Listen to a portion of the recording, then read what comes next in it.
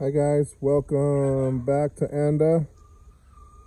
We just got back here yesterday, and I'm just sitting outside in the yard enjoying the breeze. And I was thinking last night, I should do a video about like an update video on the expenses and the cost of living here in the Philippines. I know I've done some of these videos in the past, and I don't really go into too much detail, and I probably won't go into too much detail either in this video, but this is just an off-the-cuff, fly-by-night video. So I thought I'd discuss some options here for cost of living in the Philippines as a foreigner, for those people, lately I've been meeting so many people who are coming over here from the U.S. With their spouses and buying property and building places. It's amazing. Paco, we met another couple a couple months ago, and then Auntie Sherry is here with her husband. It's just amazing to meet all these wonderful people who are coming here to, I don't know, I don't know if they're coming here to retire, just to have another home, I don't ask too many questions about that personal financial stuff when I meet people. Hi. Oh, that's a mushroom. Throw it away. It's poison. Okay, very good. Mushroom? Yeah, mushrooms. Don't touch those. They're very dangerous. Mushroom? Yes. So, yeah. This is going to be kind of a crazy video. I know I'm going to get a lot of opinions on this video. I have no shoes. No shoes? Yeah. Oh. So, when you come over here to live as an expat or whatever, foreigner with a Filipino spouse, you have a couple of different options for living, for housing. So you have option one is to rent. That's probably the cheapest way to come here, to live here, is just to find a place to rent. When I was first dating with Lynn, we had a nice apartment in Taliban, and we were paying, I think, 5,000 pesos per month. That was a good 3, 4, 5 years ago, and I think it's still the same. That was about $100. So $100 per month, you get a nice 2-bedroom apartment. Now, here in Anda, the rents are, first of all, it's very hard to find a place to rent here in Anda. There's really no rentals. But if you want to rent something, you're looking at maybe 15,000 to 30,000 pesos per month. Hi guys, so I'm back. I'd like to try and finish that video that I started yesterday. Let's see here.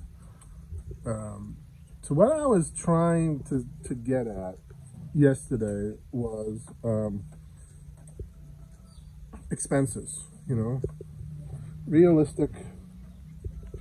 realistic expenses here in the Philippines, because a lot of people have the misunderstanding that it's very cheap to live here, and I guess it can be, but I don't know many foreigners. Well, I guess I do know a few that live pretty cheaply, but you do need money. You do need a considerable amount of money, of constant money. If you come here with $20,000 in savings, and you think, oh, it's going to last me 5 years, no, it's not. I don't think it will. So what I was trying to say was, I was breaking it down into like expenses categories. So there's like different options for living arrangements. You can buy a lot if you're married. Of course, foreigners can't technically own property here, but you can buy property with your wife. You can be on the paperwork. When I bought this lot, we could not transfer the title until the foreigner owner spouse signed an affidavit giving permission for his Filipino wife to sell this lot to us, because he was on the deed or the title. So yeah, I mean, you can't own it, but there are some technicalities to that. And I'm not a lawyer, so I don't know everything there is to know about the real estate laws here. I'm just telling you what my experience was, what I experienced. So you come here, you want to live here, you can rent, you can buy a lot with your Filipino spouse or girlfriend, or put it in her name, whatever it is. Or you can do you can do a lease, right? Like a long-term lease. So like where we're staying in Penglao, that property is leased for 20 years. So they signed I think it was like a 25-year deal, like a 25-year lease deal. And you lease the raw land and you build whatever you want. And at the end of that 20, 30 years, you have to, leave what's behind. I mean, technically you own all the building materials. But I don't know anyone that's going to spend, 1 million pesos just to knock everything down, right? So if you come here and you're 65, right, and you do a 30-year lease, that's 75, 85, 95 years old, And so that's a viable option for a lot of guys who are not married, or who are married but don't want to put everything in the spouse's name or whatever. You can do a long-term lease. Rent here is pretty cheap. That's like the most popular option. You can find an apartment here, a nice apartment, for about 5,000 pesos, $100, $100 to $200. And most of the apartments, and there aren't many, are about $300 to $400 a month. And I know that in Penglao, they're probably anywhere from $300 to $600 a month, the apartments. The biggest expense that I always experience here for me is electricity, because I like air conditioning. A lot of foreigners, I have a couple of friends here that are foreigners, they don't have any air conditioning in their house. They use only fans. And it's not because they're cheap, it's just because they don't like air conditioning. Doesn't mean they're not sweating to death all day. They just don't like air conditioning. It makes them sick. So there are a lot of guys here that don't use air conditioning. Hi guys, welcome back again for the third time. I don't know, I got the door locked. I think it's locked. I'm at Marianne's house, we're in Taliban, and I want to continue this video that I was trying to make for the past 3 days. So here it goes. I'm lying down, so you have to forgive me. I might look like a mess, but we had a long day. Kids are playing with the birds, the parakeets in the other room. They're letting them fly around the room. They're all screaming and yelling. And I'm in the room crashing in the Marianne's spare bedroom.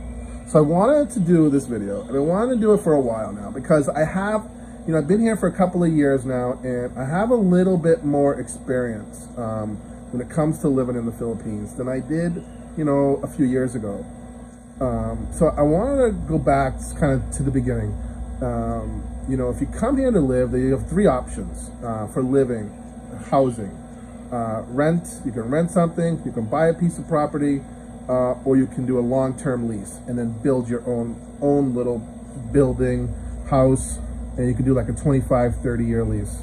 I think it's 25 years. So you can do that. That's an option. And people do that all the time. The house we're renting, like I said in the beginning of the clip, the house we're renting in Penglao is like a long-term lease. She's actually looking to, I think, sell out her lease. It's got 20 years left, I think, on the lease. She's looking for about, I think, 7 or 8 million pesos. You got about 20 years, so it's not a bad deal.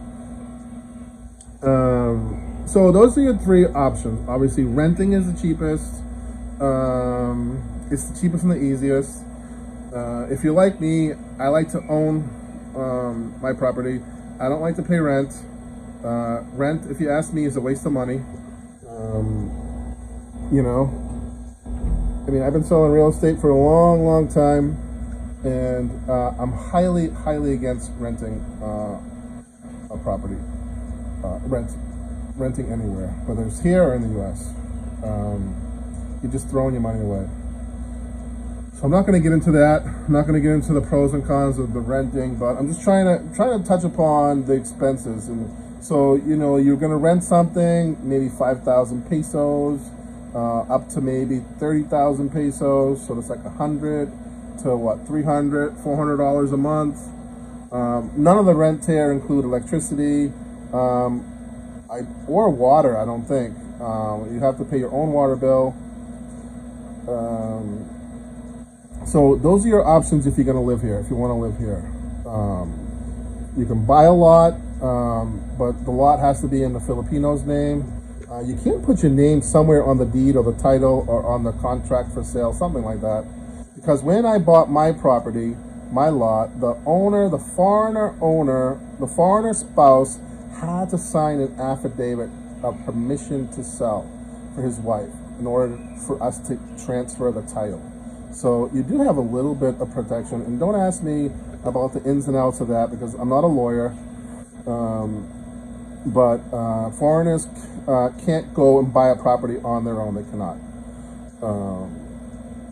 But so Lynn and I own the property. I feel like Lynn and I own the property together. And I'm not going to go into that, but that's your own. You'd have to make your own decision on that. And then the long-term lease. So those are your options for housing. Now, after housing, after you get the housing out of the way, you need transportation.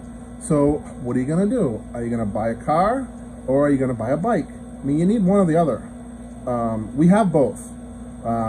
We bought a bike. I bought a bike when I first came here.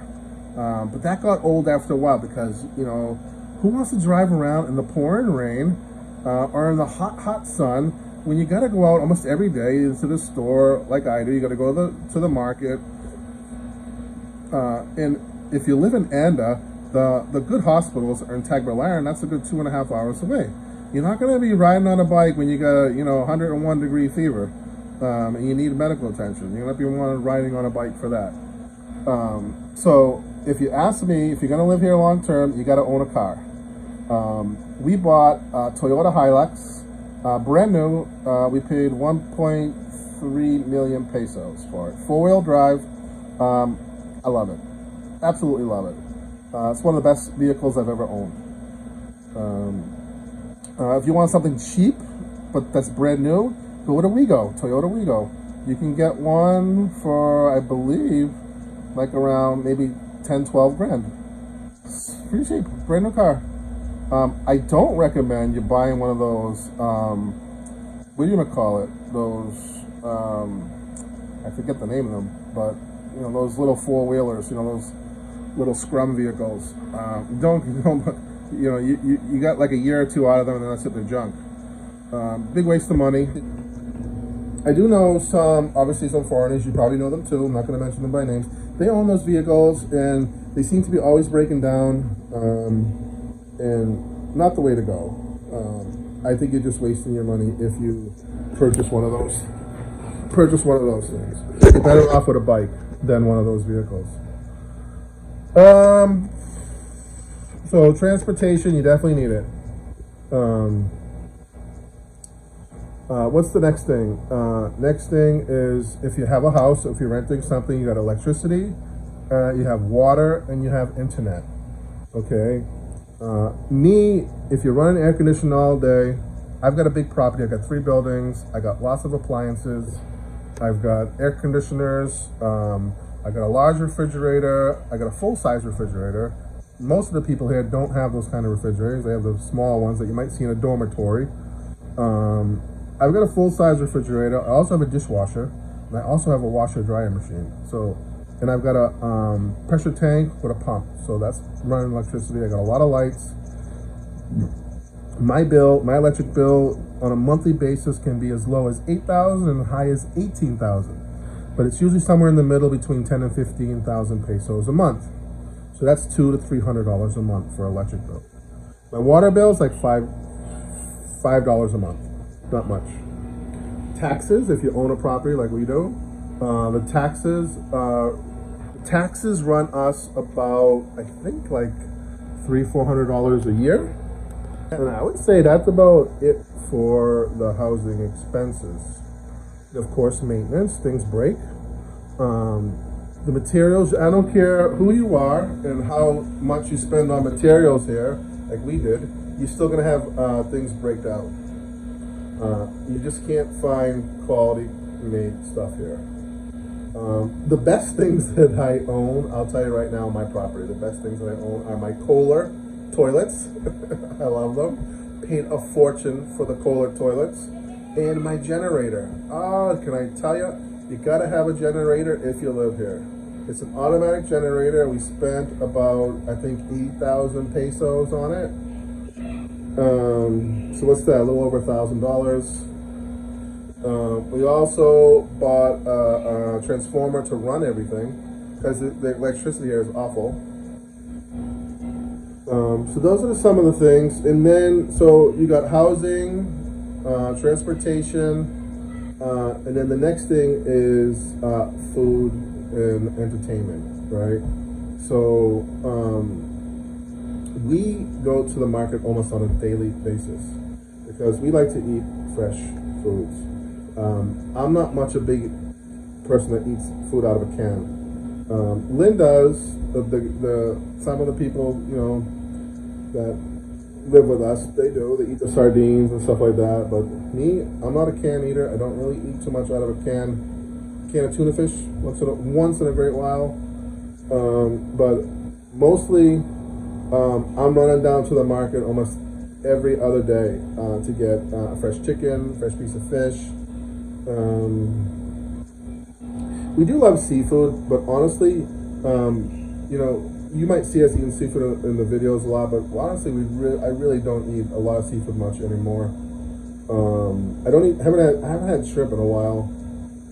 I do like a crab once in a while, and the fish, you know. But it's mostly chicken. I'm trying to eat more vegetables. But how I gain a lot of weight is not exercising, not getting out, walking around, because it's so damn hot, and the rice, and a lot of bread. That's what's keeping my belly full. I know that you've seen me in a few videos drinking beer, but I'll be perfectly honest with you, and I swear to God, I'm not a big beer drinker. I'm really not. In the USA, I almost never drink. Housing, transportation, food. So, I'll buy two fresh chickens, and it'll run me about 600 pesos. The price has gone up on chickens. So, and I'll buy a couple of chickens a week, okay? Don't forget, I'm feeding a family of 5. And the vegetables, the onions, the carrots, stuff like that, the cabbage, the apples. I would have to say that I spend about maybe 5,000 pesos a week on food. That's $100 a week. I'm not going to go into the expenses for there because most people don't have a child, 3-year-old, when they come here. So if you're just buying food for yourself, maybe your bill would be half of that. You know, maybe it'd be $50 a week instead of $100 a week. I don't know. Of course, every now and then you got to make a run to the bigger supermarkets if you want a good deal on your cleaning supplies and stuff like that. So that's your expenses for and entertainment. So, entertainment for us, it varies, you know. For us, entertainment is like renting the house and paying Lao for a couple of months. That's our entertainment. Once in a while, we'll go to Henan for the weekend. I mean, there's no going to the movie theater here, especially now during the pandemic. Entertainment, going to the mall, buying some clothes that don't fit me. Entertainment for us is going from Anda to Taliban up to the mountains where Lynn's parents live. So you're spending 1,000 pesos on gas and then maybe 1,000 pesos for food for the day or two. That's our entertainment bill. And that's, for me, it's like once a month for that. And then transportation, don't forget with your car that you have transportation expenses. You have gas. You have maintenance. I hear the kids crying. Oh Lord. This video is going to be probably the ending soon. So if you own a car, don't forget to throw in your cost for maintenance. The biggest maintenance you're going to have on a car here are tires. The roads are awful. I went through a brand new set of tires in just 2 years. And I just bought another set of tires. It's only been almost a year and I'm already going to need new tires. So the second set of tires only lasted me a year. The reason being is because I didn't buy the expensive brand, and I should have. So, transportation, food. The next thing that you have to really be aware of is your medical expenses, okay? And I don't care who you are, I don't care how healthy you are, I don't care if you go jogging 5 miles a day, you're gonna end up in a hospital here in the Philippines at some point if you live in here. And you will need funds for those expenses. So you have to have a medical emergency fund. You have to. And it's up to you how much you want to put aside for that. Me, I like to have at least $10,000 set aside for medical expenses in case of emergency here. That might sound a little drastic to you guys, but it's not going to be drastic if you fall off a bike and you need a major medical emergency surgery or whatever. The little things, you know, like for me, when I first came here, I was getting sick a lot with, I would get a fever and I would get, diarrhea. Along with the fever and diarrhea would be together. And it'd be so bad that I'd be hospitalized for like a week between antibiotics and getting IV. And I would say that would probably run me about $200 or $300 at a cheap hospital. At an expensive hospital like Ace, it would probably run you about $2 or $3 grand for a week. So keep it in mind, you need a medical emergency fund for that. So it's not as cheap as you think it is to live here. I mean, it can be. Don't get me wrong, that you can live here pretty cheaply. So I know there's a lot of vloggers out there in the Philippines, and you'll see some guys living pretty scarcely, you know.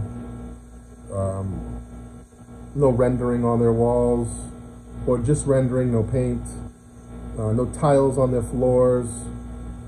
Sure, I mean, if you want to live like that, I don't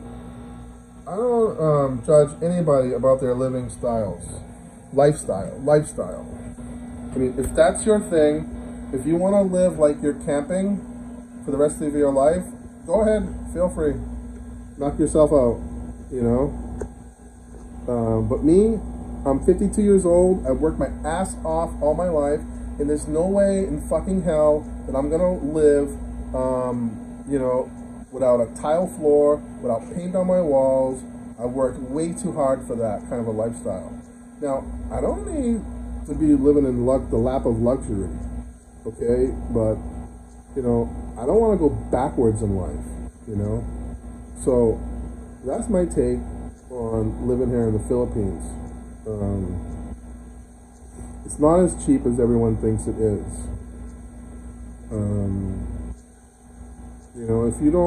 If you can live without air conditioning, And if you don't want to use a big refrigerator or a washer and dryer to wash your clothes, yeah, you could have probably a $50 a month electric bill here. No problem. If you want to go live in a bamboo hut, build yourself a nice bamboo house for like $2,000 or $3,000, you could do that. You have a $50 a month electric bill. You could do that. You know, you definitely can do that here. So be aware that when you come here, you're going to spend some money. You definitely will. And it goes fast if you're not careful. So, I don't know. I made it kind of quick, this video, because I keep getting interrupted. But I hope that helps. I hope it gives you some idea. If I can think of anything else, I'll write it in the comments. So you got your housing, your transportation, your food, and your medical. Don't forget to budget for your medical when you come here. It's not that expensive as you think. You know, like I got a chest x-ray. I think it was $12. I'm getting a crown on a cracked tooth before I go back to the US, and it's a porcelain crown. It's $100, and she's a great dentist, excellent dentist. She did some work for me a couple of years ago, and when I went back home to had the work checked on by my dentist at home, they said she did an excellent job. Excellent job on the work that she did previously to my tooth, that one that was cracked. She kind of covered it up a little bit to save it.